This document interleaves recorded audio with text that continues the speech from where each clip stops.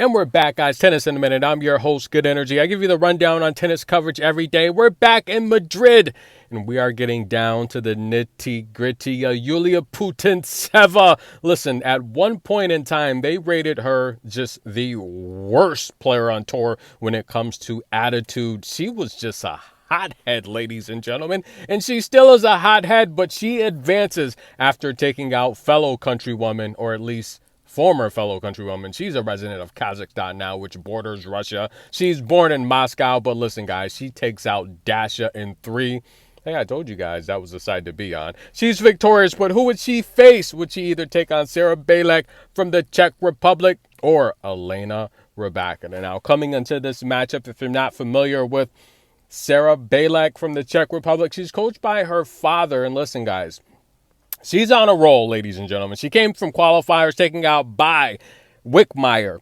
And she made it into the main draw, taking out Ashlyn Kruger, Anna Kailinskaya, AK, Anna Blinkova as well. And listen, but would she take out the world's ranked number 4? That's right, Elena Rybakina, one of the best serves in the history of the WTA, one of the best forehands on tour, the giant from Kazakhstan. Now, this match would start off pretty rough for Sara Bejlek, ladies and gentlemen. Why? Because not only Elena Rybakina has the power from the baseline, she's working on her two-way play. She's becoming a better defender, a better mover, and just like she told Iga Swiatek, not directly, but in the press conference, she said, look, I don't care what surface we play on. She is becoming a very solid clay player, and anytime you can make one of the fastest players on tour, upcoming fastest players on tour, Sara Bejlek, just look amateurish. Well, I mean, technically, guys, but listen, Elena Rybakina showed her speed and agility and her footwork today. This was amazing. She made Sara Bejlek do the stanky like, oh, go that way. Ouch!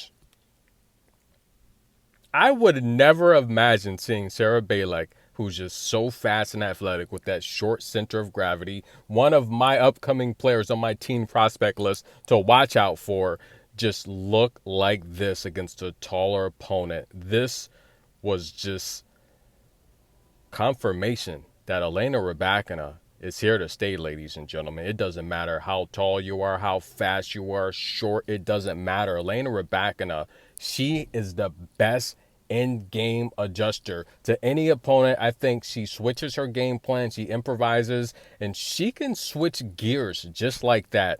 This was insane, seeing Sara Bejlek just frustrated. And look, I got a little sad watching this match, ladies and gentlemen, because Sara had an amazing week here.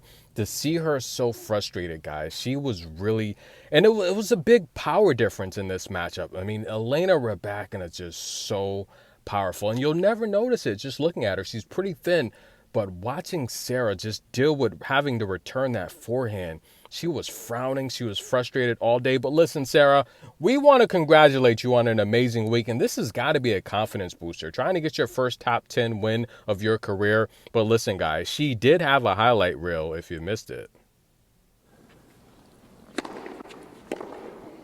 Oh, that comes and goes, though.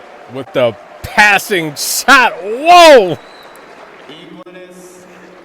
That was a flamethrower, that was a flamethrower. Did you see that? Look, she got frustrated. Elena Rybakina, guys, just watching the stress on Sara's face. We want to say, Sara, you had an amazing week, and listen, she had her opportunities. Now, listen, this match got really interested. The number was 7.5, guys.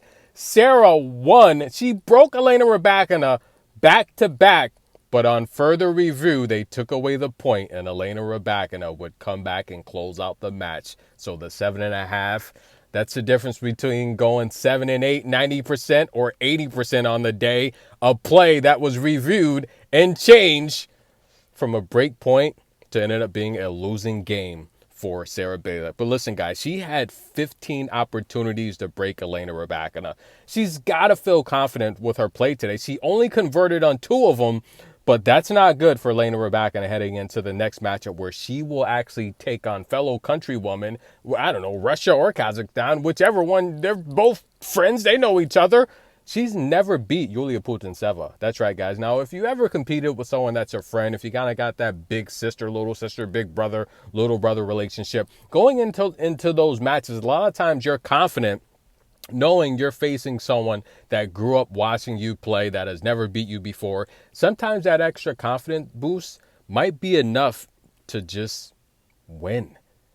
Can Yulia Putintseva defeat Elena Rybakina for a third straight time? Now, Elena Rybakina is ranked 4th on the world tour. If she wins this tournament, she'll improve to number 3 on the year. And Aryna Sabalenka could drop down to as low, or should I say high, as number 5 on the world tour. Tennis in a minute. Sara Bejlek, an amazing performance here in Madrid. She falls, but she's got to feel confident having 15 opportunities to break Elena Rybakina. She played well. Congratulations, young lady. Nothing to be ashamed of. But Elena Rybakina is cool as the other side of the pillow. Boy, is she good.